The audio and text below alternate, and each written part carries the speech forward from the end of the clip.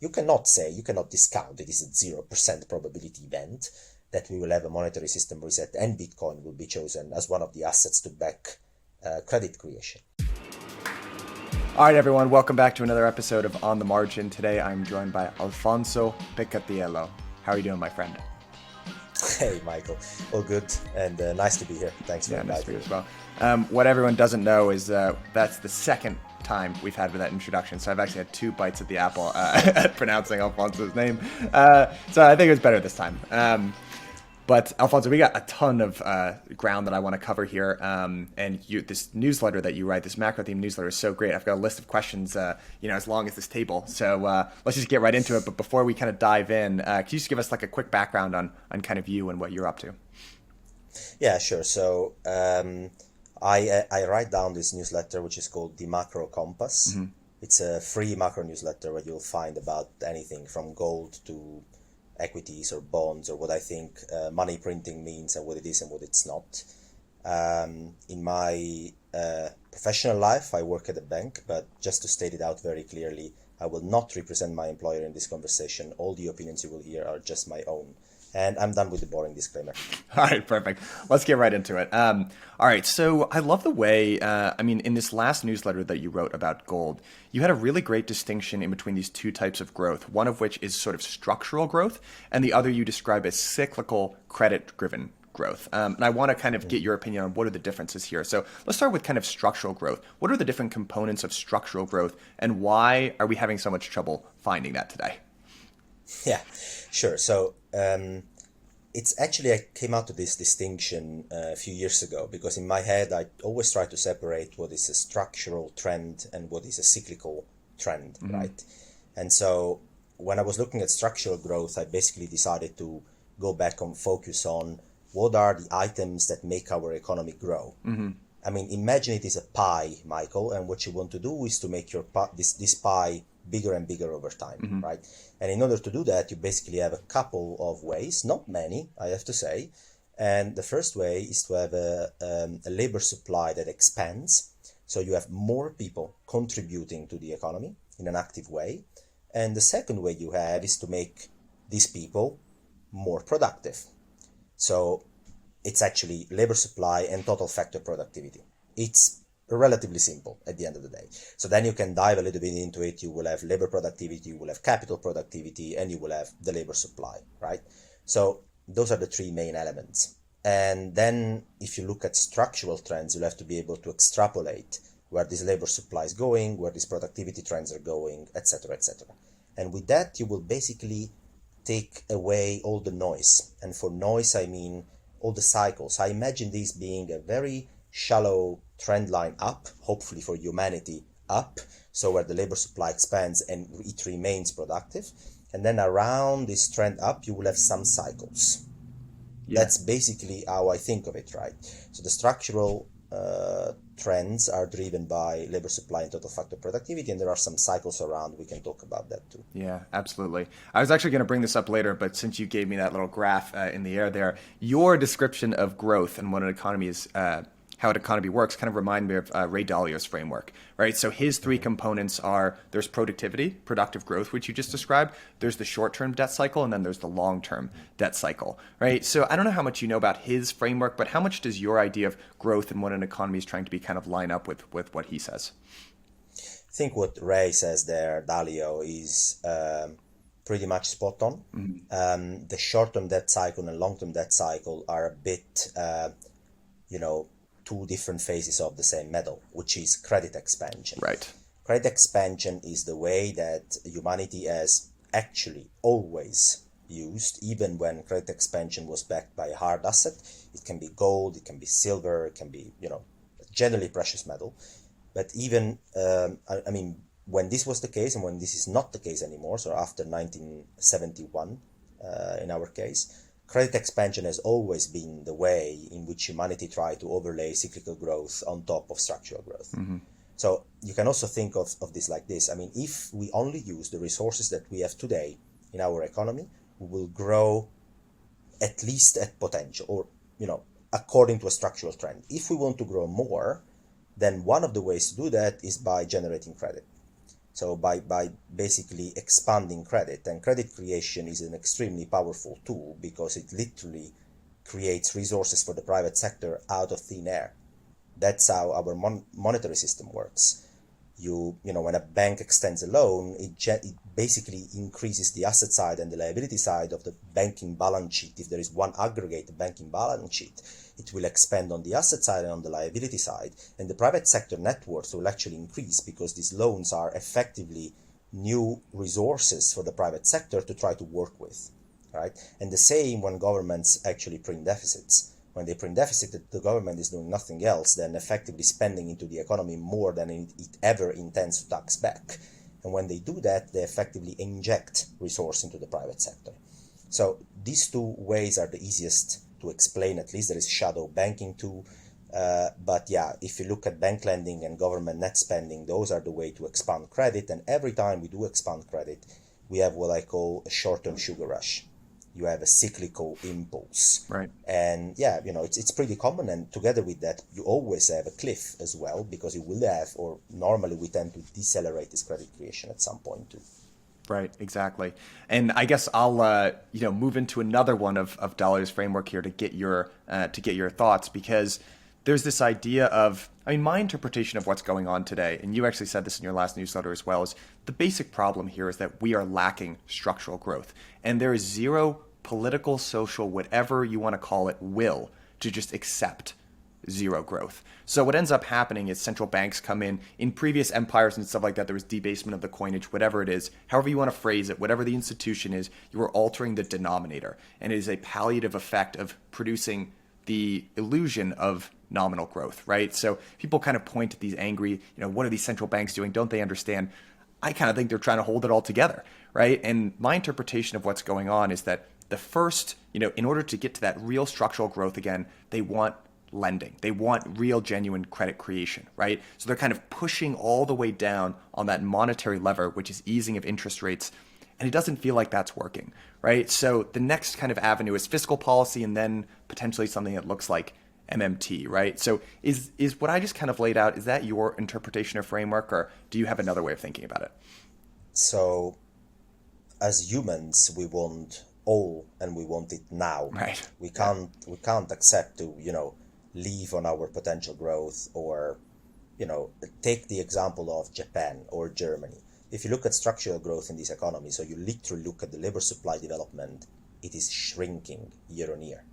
So the German or the Japanese labor supply is not increasing year on year, it's shrinking. So your pie is effectively getting smaller. And therefore, either you have productivity gains that are able to more than offset that, to generate any positive real growth, structurally speaking, or otherwise you're going to end up at zero growth or negative growth, structurally speaking. It is socially and politically unacceptable to have an economy that grows in real GDP terms 0 or 0.5% a year. You can do that for a couple of years, but, it's going to raise some eyebrows here and there, right? So, of course, you will have to find a way around it. And I find monetary policy interesting when compared to bank lending behavior. So if you lower interest rates and you compress credit spreads, which is what we are effectively trying to engineer with monetary policy, right? And the side effects of monetary policy too. When you do that, you effectively took the two components of a bank loan yield and you compress them as much as you can. When you think of the yield on a bank loan, that's the result of two things. It's the result of a risk-free rate and a credit spread on top, which the borrower, holds because it's not the risk-free borrower at the end of the day, right? So the risk-free interest rate has been compressed as much as possible. As a result of this very poor structural growth and monetary policy on top. And then you have the credit spread component, which has also been compressed very much because, another objective of monetary policy is to make sure that volatility out there is not that much and people feel comfortable in allocating their resources down the credit spectrum, down the duration spectrum, right? So a bank is effectively lending money to borrowers which are less and less credit worthy, because in the meantime we have increased leverage. The earning capacity of these borrowers is, going down together with poor structural growth. So these borrowers are not that credit worthy anymore, and the loan yield that the bank is is getting out of the loan is very poor as the result of credit spread compression and risk-free rate compression. banks are not going to lend that much. I mean, look at American banks too. I mean, if I take the most,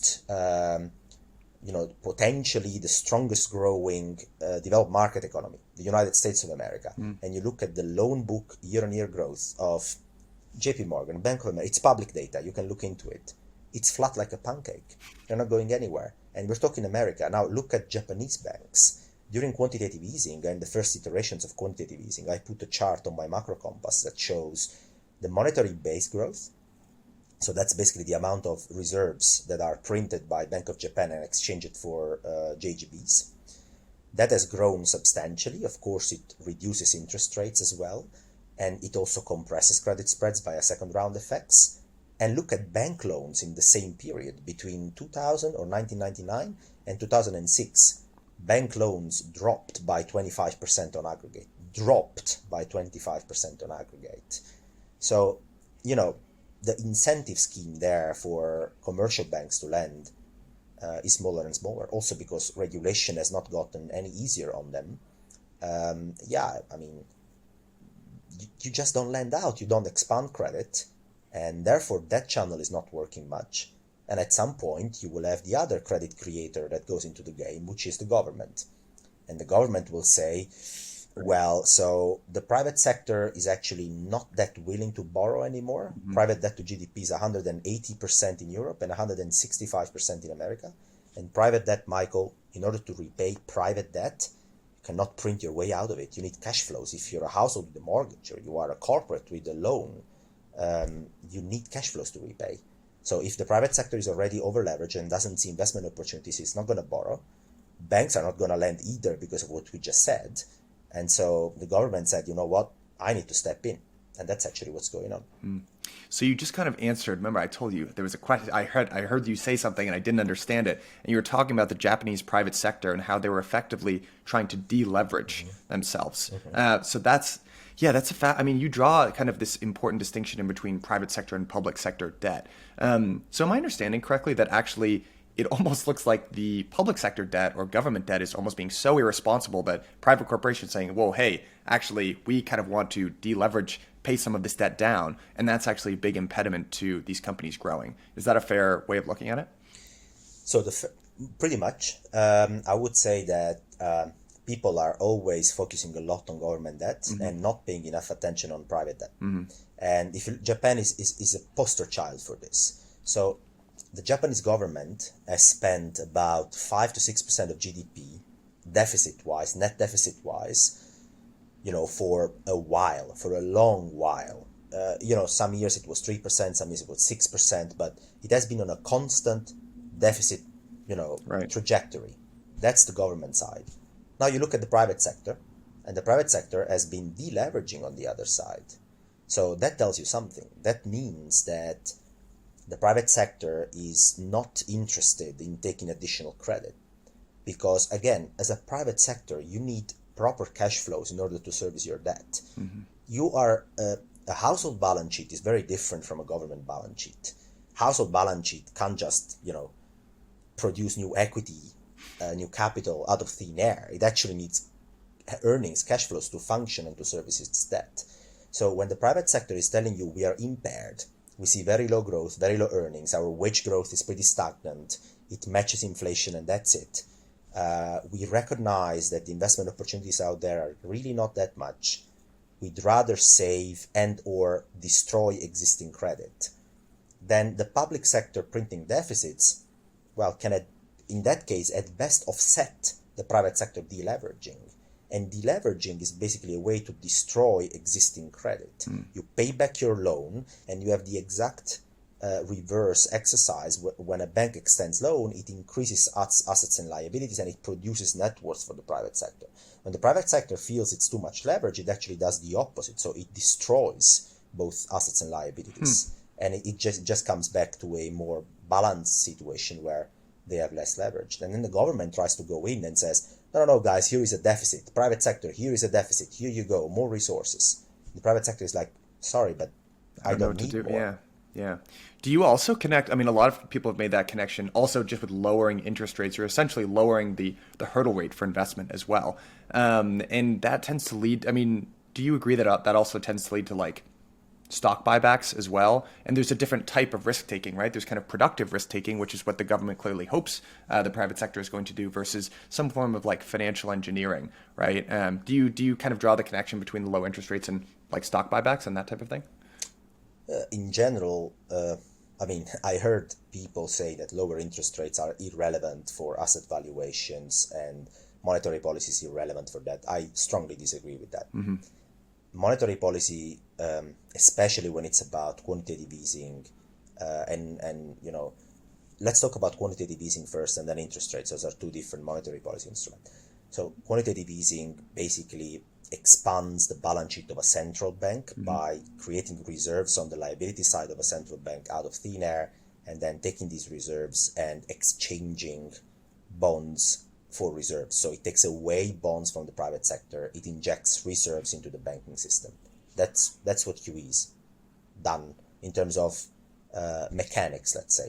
But what it does effectively is it literally changes the composition of the asset side of the private sector, forcefully so, from bonds to zero duration assets that are reserves. Those reserves are stuck into the banking system and they can be used to settle interbank payments. Reserves can be also used to purchase bonds under certain circumstances, but they sit and they're stuck on the asset side of the banking system.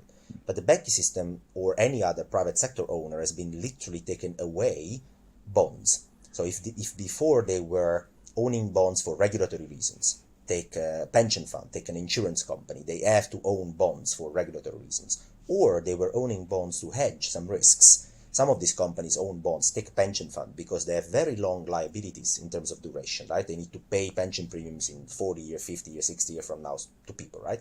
So what they do is they buy bonds on the asset side. Now comes the quantitative easing, and via the dealers, the central bank bids up the bond prices to a certain level where the private sector will say, well, okay, you can have them if you really want, right? But the point is that a pension fund needs bonds. Also, regulatory speaking, I mean, you have entities that all of a sudden have bank deposits if you're a pension fund or an asset manager, or if you're a bank, you have now a bank reserve instead of a bond that you used to have before. So obviously, because you need to replenish your bond position, you will, in a sort of a vicious circle, go bidding up again for these bonds at some point, right? And once you see that the carry left in these bonds is about nothing, you will try and say, okay, what are the other assets that regulatory-wise make sense for me and that are treated decently from a capital perspective and liquidity perspective and regulatory perspective? I will buy those. And those will be corporate bonds first, high-graded, then there will be BBB corporate bonds, then you will move to junk yields, and you will move to about anything you can have and you are allowed to have as an institutional investor. So that's how QE works.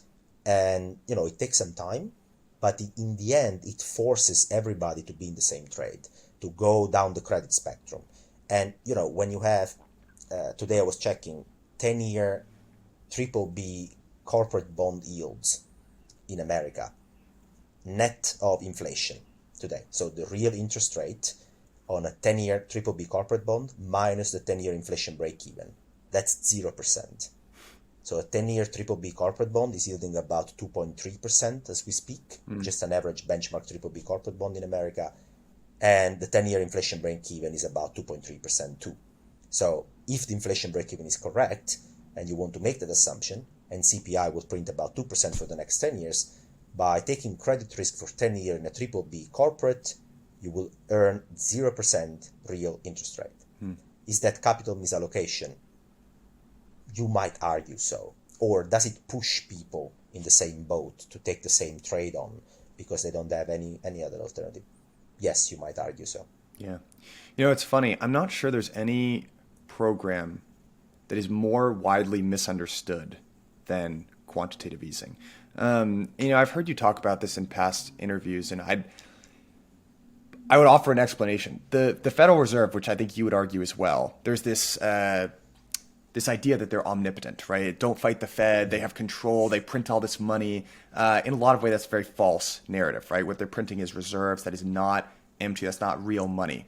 But the Fed is so used to kind of managing the expectations channel, right? That's such an important channel for them to actually affect markets, that they are, in my opinion, actively pushing this QE equals money printing narrative, right? I forget who it was. One of the Federal Reserve governors, went on 60 Minutes and said, yeah, we are printing money. We just move, this decimal into that thing. And it seems like they want to give the impression that we are flooding markets with liquidity. We're printing a lot of money. Nobody should worry.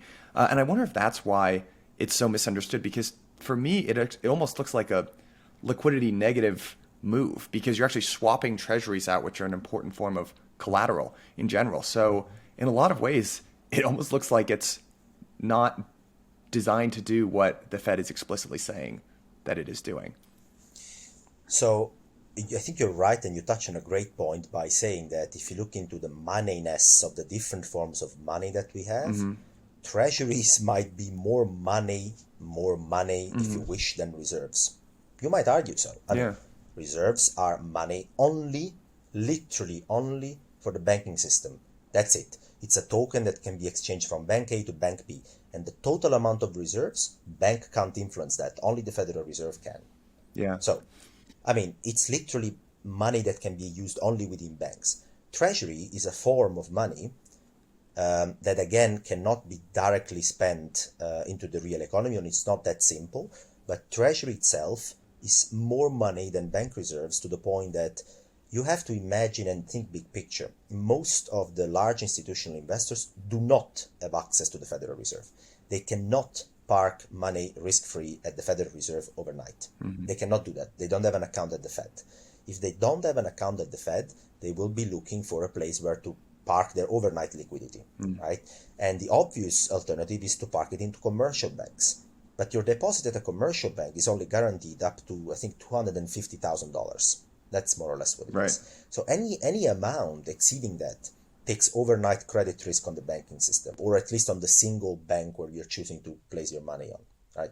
So if you have to choose between that and, a reverse repo where your collateral is the treasury, or literally buying short-term bills or buying treasuries, then I would argue that, that is quite a decent form of, or token, where to place your overnight liquidity. And with quantitative easing, the Federal Reserve is actually, of course, reducing the amount of freely available collateral to the system, and is injecting, on the other hand, excess reserves. And that is also the reason why the reverse repo facility is hitting 1 trillion overnight. And banks are rolling over this facility, because there is at the moment quite an imbalance between the amount of collateral available to the system, which is drained by the Federal Reserve QE on a daily basis, and the amount of excess reserves which are pushed through the system by the quantitative easing on a daily basis too. And then at some point where this reserve repo facility starts to make sense especially for some of the players out there, they will use it. Howdy guys, excited to talk to you a little bit about this week's sponsor, Matrixport. If you're like me, you're trying to figure out how can I make my crypto go as far as it possibly can. Well, Matrixport makes it really easy to do the simple stuff, like just buying and trading, and you're holding your crypto on a secure platform that you don't have to worry about. But they also help you take that next step to doing things like getting loans against your crypto or earning yield on it. Let's talk about the yield part, because for me, that earn feature is the most interesting thing that they do. Number one, first step, you can start earning up to 30% APY on your USDC deposits. That's about 29.99% more than if you just kept those funds in a bank account. Talk about a no-brainer. Number two, their team walked me through this. They have made accessing DeFi easy. And guys, I am telling you, I am the biggest Luddite on the face of the earth. If I can understand this stuff, then I promise, so can you. So don't wait. At least go check them out. Click the link at the bottom of this episode. Thank me later. And it's funny. How much do you think? Because one of the things that I think about when I'm looking at the reverse repo facility, which is up to $1 trillion or something like that, is actually money market funds in general. And that was a big worry during 2008, 2009. There was this worry that the buck is going to be broken. And my, very simple understanding of why the reverse repo facility is so popular right now is because the Fed is very worried that funds are going to pour into those, very short duration type funds and actually turn short-term rates negative. I mean, so how much are kind of money market funds kind of playing into what kind of central banks are thinking? No, I mean, it's very important. At the end of the day, if you think of reserve repo, it's actually a floor to where short-term yields can go. That's the objective the Fed has with this facility. It serves as a floor, as it pays an interest that is higher, let's say, or very close to the Fed funds rate. It incentivizes also entities with no access to the Fed funds rate to effectively use this facility.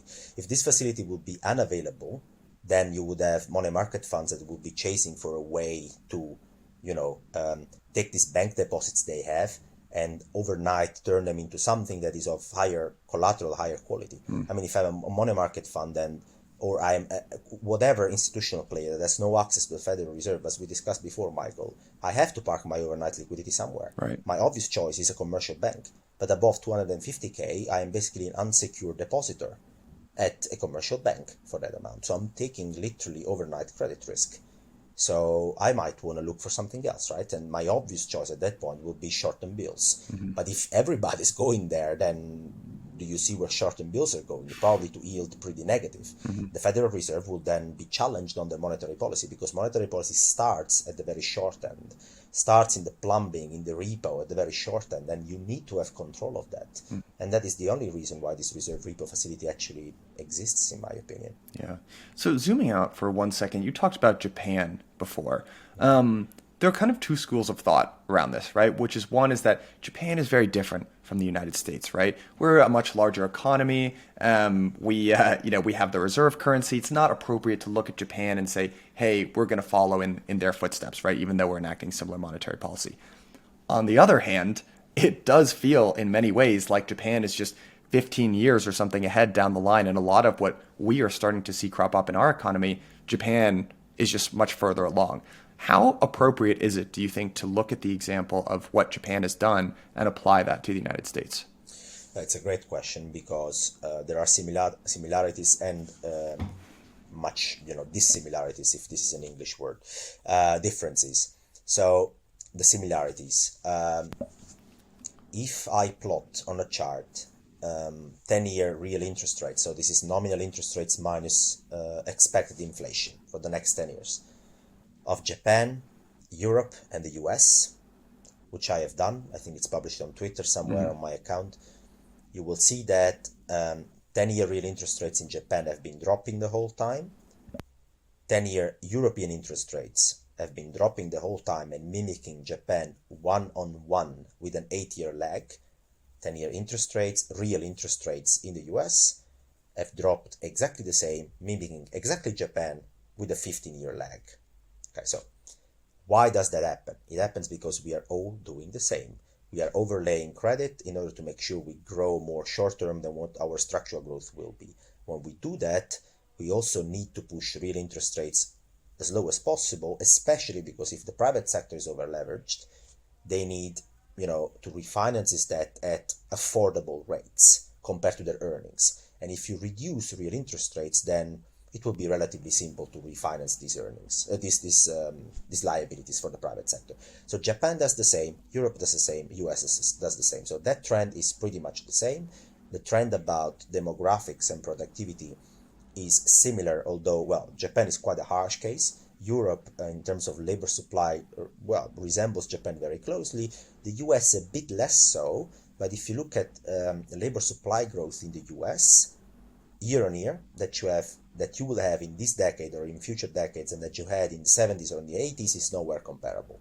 So the trend is the same, but thanks to net immigration and to some birth rate, which is a bit more decent than Germany or Japan, the US is doing slightly better. So mind you, the trend is still the same, but US is doing mildly better. And mildly better also in terms of productivity compared to Japan or to some European countries. But again, also productivity today in the US is nowhere near what it was in the 70s or the 80s. So again, we're looking at similar trends for the drivers of structural growth, although not to the same extent, but the trend is very similar. And we are looking at, doing the same thing, overlaying credit in order to grow more cyclically and lowering real interest rates. So also there, we are going in a similar direction, right?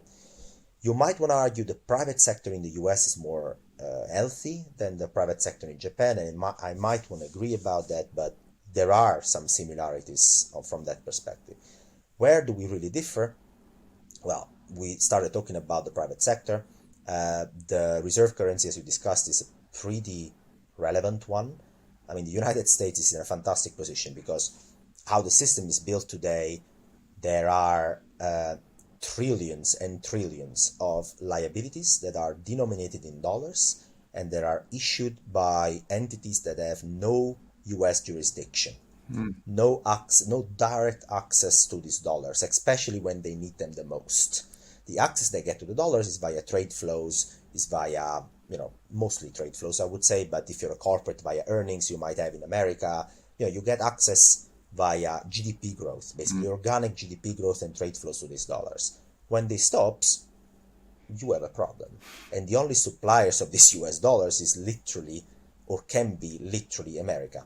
And it's the US government, and it's the Federal Reserve via swap lines, etc., right? And it's the US consumers. But if the economy stops, then you can't count on the consumers, you can't count on the US banks, they won't lend money. So then you have to count on the authorities, the government and the Federal Reserve via swap lines. So because of that, the United States is in a great position. And you can see the Afghanistan situation now is also very funny, right? You have these guys that just said, okay, well, let's look at our reserve assets at the Central Bank of Afghanistan. They look at 10 billion in assets, or 9 billion, or whatever they thought they had, Michael. And then they say, so let's have a look at this. What do I have? I have 3-4 billion in treasuries. I would like to have that, please. And the US is like, nope, those are frozen, sorry. And these guys are like, but what do you mean? Yes, what we mean is that your reserve assets are digits in a digital ledger, and those are assets for you, and those are liability for the US. And because they're liabilities for the US, are supposed to be due from the US, and you are just gonna say, no, sorry. And, so the US is in a great position. Japan is not in that position. And that is a material difference. The private sector in the US is more productive than the private sector in Japan. The levels of leverage, though, and the trends in labor supply and in productivity and in real interest rates are unfortunately, I think, pretty compelling, though. So, Alfonso, I want you to stretch your imagination with me for a second. I want you to imagine that I am in a seat of an asset allocator, okay? And I've got to make decisions about where I'm going to allocate my portfolio over the course of the next, say, 10 years. If you rewind and look at the last 10 years, I think you had actually like a matrix of different returns of different kind of assets in your last newsletter. But obviously what did really well was large cap tech, basically, in the US, right? So the NASDAQ basically did the best. And it was large cap stocks was right behind that. And then you kind of went down this waterfall. And the reason why it did well is the growth was kind of nowhere to be found. There was a big premium to be paid towards those high growth techie sort of names, and that's what you kind of needed to know. And Cathie Wood has done extremely well, basically, on solely that basis. If I'm sitting in a seat as an allocator, what are the things that I need to understand going into the next 10 years? How do you start to put together a framework? What are the most important factors that I need to be aware of when I'm starting to make long-term allocation decisions? What a question. So let's see. I would say you need to be aware of how our monetary system works, first of all. So you have to imagine that the base case, so the way you should think in general is we don't know what's going to happen beforehand.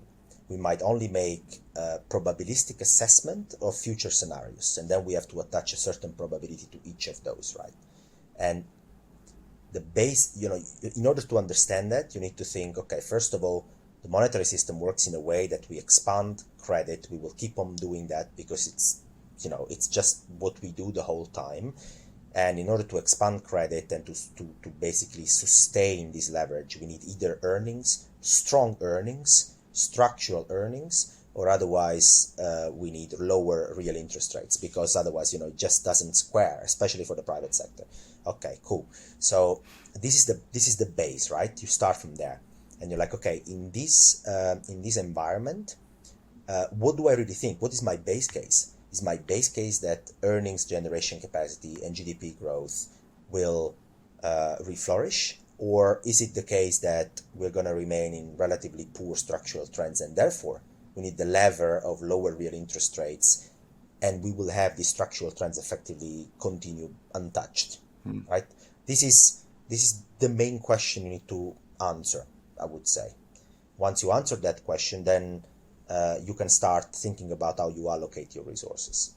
And my answer to that question would be, my base case is that, so base case meaning 50% plus probability, is that no, there will be not enough structural earning capacity to basically be able to sustain this quantity of leverage, such that, if the economy is growing organically at a very good level, then we might want to change a little bit paradigm here, right? So we don't need these low real interest rates. We can live with higher real interest rates. We will have earning capacity that moves to the cyclical sectors, maybe. Is that my base case? No. My base case is the opposite. My base case is that we will continue to kick the can down the road. We will have lower and lower structural GDP growth, which will be offset by attempts at higher and higher credit creation. And in order to sustain that, we will need lower and lower real interest rates. So if that is your base case, then, well, you are supposed to look at the winners of the last decade, the winners of the last 20 years, right? And, that is one way to answer it. And to answer this question, you also need to think about the role of fiscal, that is very relevant, but also what the private sector will do out of this, or what is the earning generation capacity of this private sector, because everybody forgets to look at that, but it's very important too. So I would answer to this question by saying I wouldn't drop the winners of the last 10 to 20 years. I don't think the trends are changing. I think if there is one breakup moment where this relatively linear scenario I'm drawing becomes convex and risks of breaking up, is a moment where you need hedges against the reset of the monetary system. So in my latest article about gold, I discussed as gold being one potential item for that. Because once, we might want to realize that expanding credit and being backed by no hard asset is perhaps not the most viable option for humanity in our monetary system. And if you think of a system where you want a hard asset to back your credit creation, then I think gold pretty much stands out. It's already owned by authorities in their balance sheet. It doesn't need a digital revolution to work. And I think it's also, people tend to go back to what it sort of worked in the past, and gold, let's say, worked in the past too. So then this one needs to have a place in your portfolio, but equity always should have a place in your portfolio, I guess, because you're looking to get exposure to earnings, to growth. If your base case is not that the world falls apart tomorrow, which is not the case for me, you need exposure to earnings, and this exposure gets from equities, and the sector you choose depend on your view about structural earning capacity or not. Yeah. So I've got a couple questions for you there. So gold, I completely understand. You just said the words digital revolution, so you're probably going to guess what I'm going to ask you now. Would you put Bitcoin in that same bucket as gold? So, okay, again, because I don't have a crystal ball, Michael, I need to be humble about whatever comes in markets. And the crypto space is pretty much uprising, so I need to pay attention to what's going on, right? And there is again, a probabilistic assessment we need to make. So if I need an asset that is correlated to negative real interest rates and is a high beta play to that, I don't need Bitcoin. I can just lever up on the Nasdaq, and that will do the trick, basically. So from that perspective, I'm not that much interested into the asset itself, right? It's if you consider the crypto space as a highly levered beta play into lower real interest rates, I think there are better options out there, or at least I don't think the risk reward, especially if you can't stomach drawdowns, is great. If you think of the crypto space, especially, I will talk about Bitcoin just to make it easier. If you think of Bitcoin as a limited supply asset, scarce supply asset, let's say, that can back credit creation, so it can coexist with the fiat currencies, but it will serve as the unit of reference, a bit like a gold standard. You can talk about the Bitcoin standard. So what is the probability that happens? I need to take a probability of a monetary system reset, which I'm going to say it's 5%, just to say a number, okay? And then I'm going to take that 5% and I'm going to say, what is the likelihood that gold is chosen as the hard asset to back our credit creation? What is the probability that Bitcoin will be chosen as the asset to back our credit creation? And what is the investor preference, or the first reaction investors will have? the answer to that question is that I have to assign the largest weight to gold, right? So, but Bitcoin still has to have a weight in there. You cannot discount it is a 0% probability event that we will have a monetary system reset and Bitcoin will be chosen as one of the assets to back credit creation. So if your answer is more than zero, then your allocation of Bitcoin in your portfolio might want to be more than 0%. Yes, in principle, yes, if you follow this rationale. On the other hand, the discussion about Bitcoin is very tricky because it's extremely polarized. It's naysayers against maximalists. It's people that say you should denominate your wealth completely in Bitcoin, and people saying this is a Ponzi scheme. And in general, I don't like these very polarized discussions. I think if you believe in the thesis I just proposed, or at least that Bitcoin might be used as a hard asset or considered a hard asset from some people that could back credit creation, then it might want to warrant a percentage in your portfolio. If you think that probability is 0%, then you own 0% in your portfolio. So I think it's really interesting to hear you say that. So I would actually characterize myself as someone who has a deep stake in crypto, but I would not call myself a Bitcoin maximalist. And I really don't like how a lot of the discussion unfolds, specifically on places like Twitter. I actually, it's just, yeah, I hate it. I understand why it is like that. Frankly, I look at the gold community, I'm like, I really understand why it's like that. Like the parallels between those two communities are, it's becoming harder for me to ignore day by day. I will say, I think the reason I was so excited to talk to you, one of the reasons, you put growth at the center of everything. I also put growth at the center of everything. If you talk to people who are supporters of gold maximalists, Bitcoin maximalists, they say, this is it. I found my thing. It's sound money. The problem is all of this credit creation, yada, yada. I'm going to it's kind of an isolationist almost idea. It's like, I'm going to take my gold or my Bitcoin, sit on my island and watch the rest of the world burn. And I just don't particularly subscribe to that philosophy. I just don't think that's helpful. And ultimately, what I would be looking for, and what I think has manifested itself throughout multiple periods of restructuring in history, is you need real growth. So I think there's another part of the crypto industry actually, which is very focused on that growth kind of idea. And some of the stuff that you're starting to see in decentralized finance, the idea of open networks where financial transactions can be conducted, is an exciting growth area. So I would I'm not going to harp on it too much, but I would gently suggest taking a look there, because there's some pretty interesting stuff going on, real growth going on.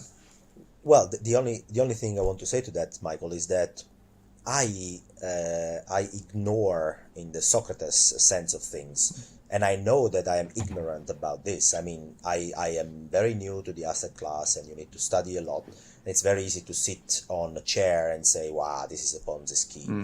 I think it deserves at least some attention in terms of analysis, and I've not done that much deep work on it, so I have no problem in admitting that I don't know much about it. I've looked at the whole asset class as a whole, as a macro idea, but I'm not that much into the details, and I will take your suggestions and have a better look at it. Okay, cool. That's all I can ask. All right, but I do want to actually ask you about Bitcoin and gold in general, because you wrote about it in gold, at least in a very nuanced way in your last newsletter. If you talk to supporters of gold, they'd say, this is something I'm going to own for my entire life. But even hearing you describe it, and a couple episodes ago, we had a guy named Urian Timmerer. He's director of global macro research at Fidelity. And he had this great chart, which just really made me think. And he looked at returns of different asset classes going all the way back to 1700s. Guy really likes history. And, you look at equities is way on top, right? And gold is kind of down here. But if you look at kind of periods in time, there are spikes, right? And those spikes in gold tend to align with periods of monetary debasement, basically. So in that sense, you could I look at gold, and I'm starting to look at Bitcoin more as a trade than an investment, right? It doesn't compound returns, but during certain periods of time, when you have sustained negative, real rates, all that kind of stuff, it should outperform basically everything else. Is that an appropriate way of thinking about it? Do you think about it that way too, or I don't know? Okay, so I think gold might have a place in a portfolio, as I wrote in my latest article at the Macro Compass, for a couple of reasons. Because I think it is a good asset to have in the structural trends we are having. So if you lower real interest rates continuously, you will have investors that looking at gold in a much easier way, because the 0% real carry is not much of a problem. I mean, elsewhere you don't get that much of real interest rate carry anyway. We talked about corporate bonds before. 10-year corporate bonds in America get you with 0% real interest rate. So at that point, gold starts to look like pretty good. a decent alternative. Yeah, you see what I want to say, right? So you get that effect of marginal flows flowing to the asset class because real interest rates elsewhere are dropping, right? So that's one. And the other one is that I think it serves as a hedge, as a decent hedge against the very low likelihood, I should say, of a large monetary system reset. And you call it debasement. I am more interested in the properties gold might have when people assign literally a higher probability than this monetary system is sort of gone or needs to be reformed. And in that case, I think gold actually gets a pretty good bid. It's a convex payoff. It's like an option. It's like a call option on this episode, basically. Do I look at this as a trade? So the issue is if I'm investing my savings for the very long term, I barely look at anything like a trade. But if I wear a different hat, then yes, it's a great tradable asset. I mean, it has decent volatility. So if you size your positions according to your volatility, yes, of course, you can use this as a tactical asset, as you can use anything else to that point. And I discussed about the volatility of crypto assets, but you can size your position and take tactical positions on crypto too, as long as you know you have to stop out if you're wrong, and that you will be stomaching pretty large annualized volatility if you take tactical position in Bitcoin, for example. You can take tactical positions in gold too. I want to ask you a little bit about equities in general. Like, let's say that your earlier assumption is correct and we're moving towards an environment of sustained negative real rates. Let's approach different buckets of equities. I was actually pretty surprised to see in your matrix that emerging market equities did extremely well in sort of at least inflation type scenarios. I've got a couple different scenarios kind of playing out in my mind. Like, even if you just look at kind of value stocks versus growth stocks or kind of higher risk stocks. On the one hand, I kind of look at this dynamic of the last 10 years and say, hey, when there's no growth that's going on, people are willing to pay a huge premium for that growth, right? But on the other hand, so in that sort of scenario, these growthy stocks should continue to do really well. On the other hand, I can see a scenario of inflation where people are like, whoa, that dollar in 10 years probably not going to be worth very much. And that essentially brings the discount rate up, and those value stocks should actually do better because you want the dollars from the cash flows in your hand that much sooner. So I've got these two ideas playing back and forth in my head, and I'm like, which bucket within equity should do well, in an environment of financial repression? How do you think about answering that question? Ooh, okay, that's a nice one. So if I look at financial repression, that definition is generally associated with nominal interest rates being on risk-free assets, being even on credit, being very close or below the prevailing inflation rate. And how does that work is that you're basically penalizing the savers and you are incentivizing the borrowers. Right. You're making it easy on the borrowers, you're making it difficult on the savers, right? So if I own money on a bank account and in treasuries at 1% yield and then inflation is 2%, I actually am losing purchasing power. But the government is actually inflating away in real terms their debt, right? So that's what's known to be financial repression, especially if it lasts for a decade. Right? Okay. So we're talking about negative real interest rates, risk-free real interest rates, and corporate spreads being very tight too. So basically the situation we are in today for the next decade. Let's assume it being a status quo stationary situation. So where would I allocate my money, or how would I look at growth stocks or value stocks? So growth stocks are, the discount rate is very important because it basically tells you how much am I willing to pay today for a reliable stream of cash flows over the next 10 or 20 years, right? But that should work theoretically both for growth stocks and value stocks, right? Now, the question is, what is reliable and what is valuable? So if I'm in an environment, as you pointed out before, Michael, of no growth, how can I assume that, I don't know, an energy company or an industrial company is able to produce a reliable stream of cash flows over the next years? I have to assign the probability that that stream of cash flows will come down, actually. So it's a matter of earnings being priced to be lower. The other thing is how much today are big tech, large cap companies able to influence and have pricing power. compared to the small cap companies. So I'm a small cap and I look at my earnings and inflation is going up. Can I pass through all that earnings to my consumers? So can I have real inflation protected cash flows that are reliable for my investors over the future, such that they would pay up for those, right? That is the question. The answer, I think, is not that much, especially because you don't have economies of scale, and you don't have so many advantages the tech companies have.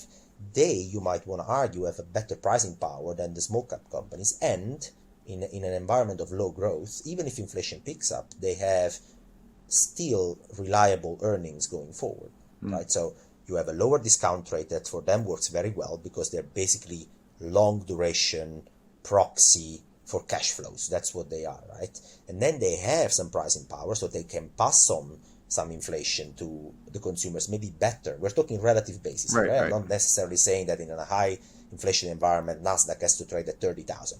I'm not saying that. I'm saying on a relative basis, I would still move myself to tech rather than value. But if we move again and we say, okay, this is an inflationary environment, but real growth is also picking up. So nominal GDP, to make it simple, is going through the roof. We're talking about 6-7% nominal GDP, sustained over the years.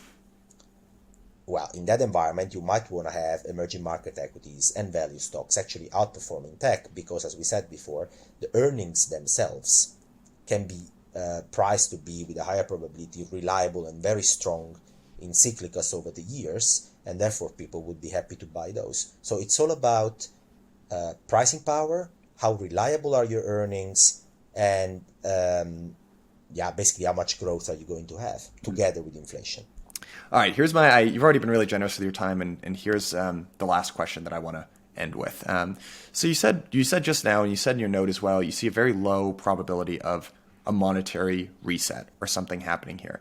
And I don't know if you've ever read this book, Market Wizards, but Sure. So that was written in 1989 or whatever it was, and they're interviewing all these people, and it was really interesting for me to read because they're talking about a lot of the same things that we're talking about today. Oh, the deficit spending, there's going to be some big reset and this can't keep going on forever. And here we are, 30 years later, and it's all still going on. So on the one hand, I'm kind of listening being like, okay, that makes a lot of sense, right? We can probably keep this going for some period of time. On the other hand, what happened over the course of the last 18 months is pretty unprecedented, right? I mean, trillions and trillions of dollars got printed. And at some point, doesn't gravity have to take effect? A tree can't grow into the sky forever, whatever that expression is. So I guess, how do you see, not that nothing ever really ends, but what do you see the end game being here? Do you think we are going to end up inflating away the debt? Do you think we'll find growth? Do we default? Are those the only options? Like, what do you think about the future kind of going forward? Wow, you're asking very easy questions, I should say. Not really. The answer to that question is that I don't know, but I can try to figure out a couple of scenarios, and there are basically two, I would say, not that many out there. So we are ourselves in a situation where we live in this wealth illusion that is driven by capital gains, either paper capital gains or realized capital gains, that are the result of lower and lower real interest rates that are used as a discount factor for the very same assets that are there to be owned, right? And that's because we don't have growth and we create credit, we overlay this credit, the other side of this credit is debt, etc., etc. The whole story that we have just said, and then we lower real interest rates, and we have this wealth illusion effect. Your house price is going up, your retirement portfolio is going up, etc., etc. The problem with that is that the next generations that will come will find it increasingly difficult to afford something unless real interest rates are even lower.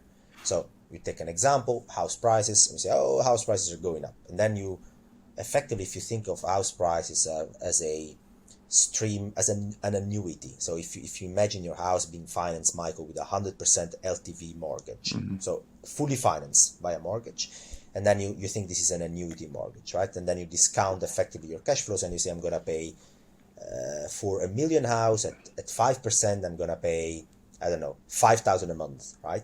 Now take that 5% and move it to 1%, then move it to 0%.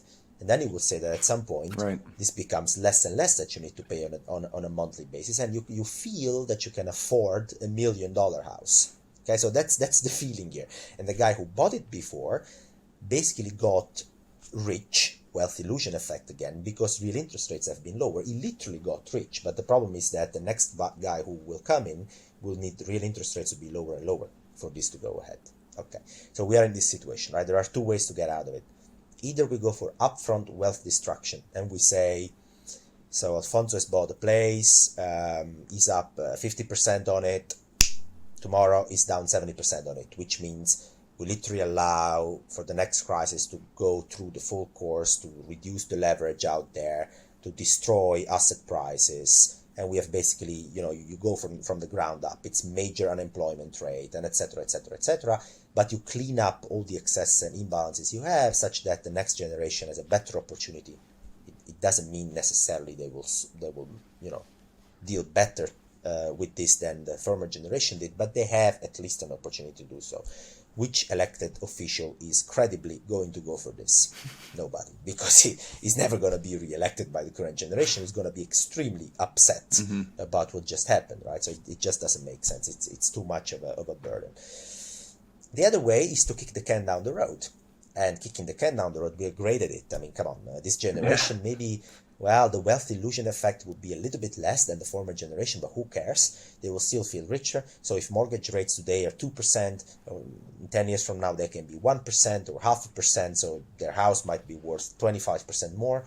They feel like it. And by the way, my mandate at the Federal Reserve or my mandate at the Senate or at the House will be over, so I don't care. Right? And I think this is the base case. I mean, obviously, it has to be the base case. We have been doing this for the last 50 years. We will probably continue doing that. Is there a breaking point? Coming back to your question. So, is there a moment where all these asset classes start to trade completely convex? You lose your linearity and it goes kaboom. I don't have a crystal ball, mate. I don't know. But it's there is one thing that worries me a lot, which is real interest rates. In order to drop, you need either nominal interest rates to continue to drop, even if inflation is very poor, or you need inflation to be reasonably high. Now, if you look at America or Japan, they literally refuse so far to apply negative nominal interest rates. So that is quite a signal, because it literally means, we don't go below that with nominals. So we need inflation expectation to remain pretty decent. Otherwise, we literally can't lower real interest rates anymore. If you look at the real interest rates in Japan, they're not going down anymore. And that is also the reason why Japanese equities are not rallying, why Japanese house prices are not going through the roof anymore, etc., etc. Now, that is quite a problem, because if inflationary pressures cannot be sustained long term, then you have this zero lower bound on nominal interest rates in America at least, and that might limit the capacity you have for lowering real interest rate.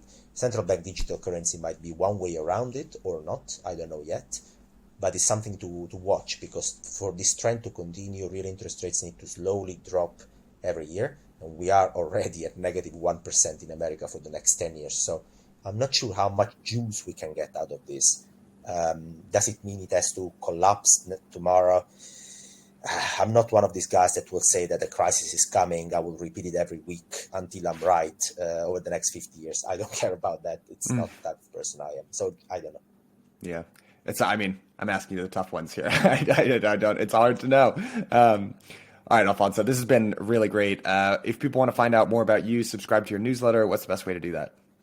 Yeah, if you just Google, or you put in your Google Chrome or whatever browser you're using, themacrocompass.substack.com, or if you just Google the Macro Compass Alfonso, you will find me. And you can also follow me on Twitter. The handle is @macroalf, where you'll find some more insights as well, together with the newsletter, which gets published, I think, once or twice a week.